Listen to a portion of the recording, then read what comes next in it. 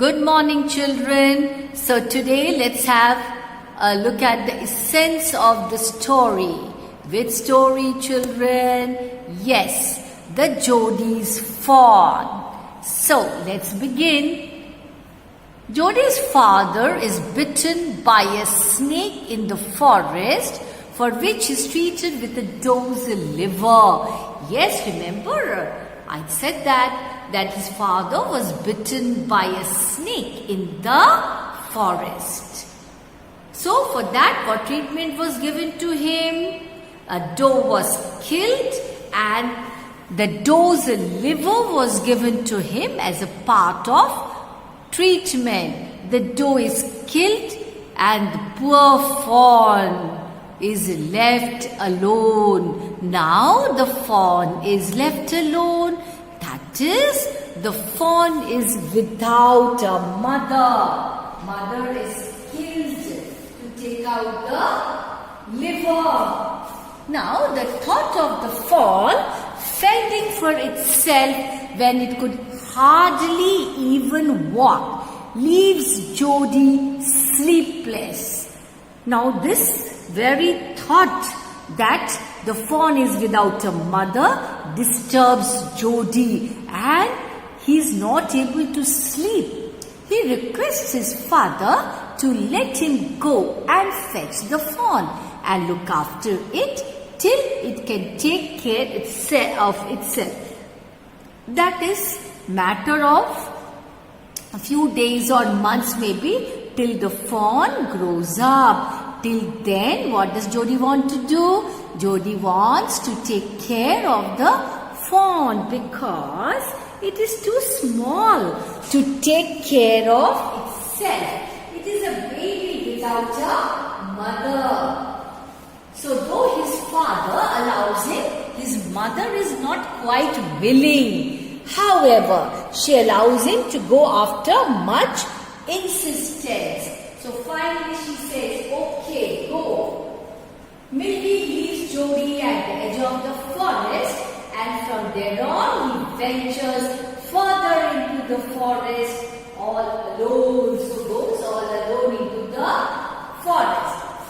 After a while he finds the fawn in a perilous condition. That is, in a very, very dangerous condition. So what does he do? He takes it in his arms and returns home. So he returns home with the fawn. This journey back home is an arduous one. What is arduous? A very difficult one. Jodi has to cross paths strewn with thorny vines and bushes. So the path is not an easy one. It is full of thorns. Throughout the walk he is apprehensive that the fawn may kick and bleed. Jodi hurriedly crosses the path till he reaches the intersection at the road to home. So he is about to reach home now. He puts down the fawn to catch a breath as he is tired from having carried the fawn all along. So he puts the fawn down. He is tired of carrying the fawn. He is sure that the fawn will not run away as he remembers his father telling him that a fawn, if carried once, will follow the next time. So his father told him, if you carry him once, it will follow you the next time also. That is what his father told him. Let's see what happens next. Although Jodi manages to lift the fawn in his arms again and walk for some distance, he has to stop again as he gets too tired. So he stops again. Why? Because he's so tired. Now Jodi walks back home for the rest of the journey and the fawn follows him. So what does the fawn do? It follows him. On reaching home, the fawn refuses to climb the stairs because it is so small, children, it cannot climb. So he picks it again and goes to his father, who is glad at his son's achievement.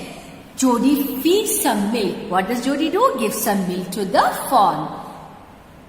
And thus a tender bond of love and care is established between Jodi and the fawn. That means Jodi takes good care of the fawn. Fawn doesn't have a mother. Remember, children? The mother was killed to treat the snake bite of the father. So, Jodi takes good care of the fawn. Good boy.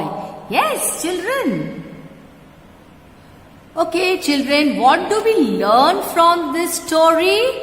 That we have to take good care of the animals.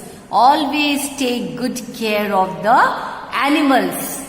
One must express compassion, justice, care and concern not only for fellow beings but also for animals. So you must express your concern, your compassion, your good feelings not only for your fellow beings but also you must take good care of the animals. See here in the story how Jodi takes good care of the fawn. Prefer homemade remedies. See children, homemade remedies are always better. They are good. Instead of always depending on the medicines for every common health problem, one can consider age-old home remedies. Homemade remedies.